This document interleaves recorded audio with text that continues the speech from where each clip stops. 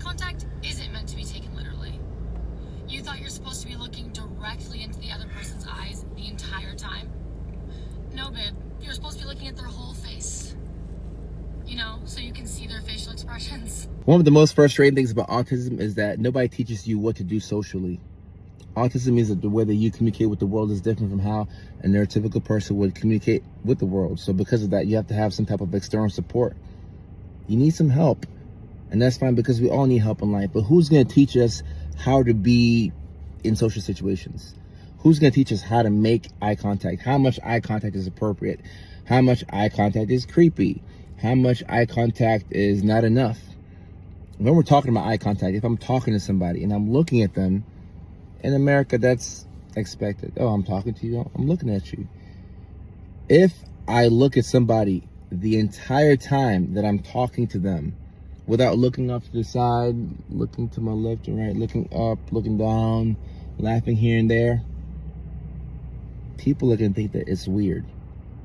Because if you take things literally and you're somebody who's on the spectrum and you've been told that you don't make a lot of eye contact and you want to work on that, and you take that to the T and you start to look at people the whole time while they're talking to you, it's going to be seen as off-putting. Of course, if these are people and you know them, then we have free range. We can freestyle, because these are the people that you know. These are the people who go to your church. These are your classmates. These are your close friends. But when you go out into the wild and you're learning how to operate within a social setting, if you look at somebody the whole time that you're talking to them, the neurotypicals would say that that's a bit creepy. And even if you're autistic, you may think that that's creepy, but nobody teaches you how to operate in social settings. You have to learn through trial and error. And this can be very painful, because when you put out yourself into social situations and you realize that people are rejecting you, whether it's because you're not making eye contact, whether it's because you're making too much eye contact, or just because whatever reason. Sometimes you can put yourself out there socially and people just don't like you, and that's fine. People have the right to not like you, but you don't have the right to not like yourself. You should like yourself, because you are a pretty cool individual.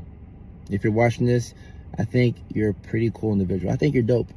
But if we've faced rejection over and over and over and over and over because of how we present ourselves in social situations, what's going to happen is that you're going to study people, and through trial and error, you will learn how to mask. So you get this mask, you put it on, and now you figured out how much eye contact is appropriate and how much is too creepy and how much is off-putting. So now you have learned how to make appropriate eye contact, and you're doing your thing and you're talking to people and you're having fun. You're being invited to birthday parties and gatherings. You're able to date because now you're smoother in social situations. The only problem is that that's not you. And at some point you will want to unmask and return closer to yourself.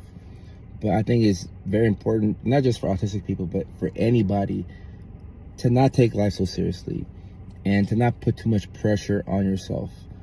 And when people say things like, I think you're creepy, you stare at me too much, or you're not making enough eye contact, let them say what they have to say. That's fine, because they can have their opinion.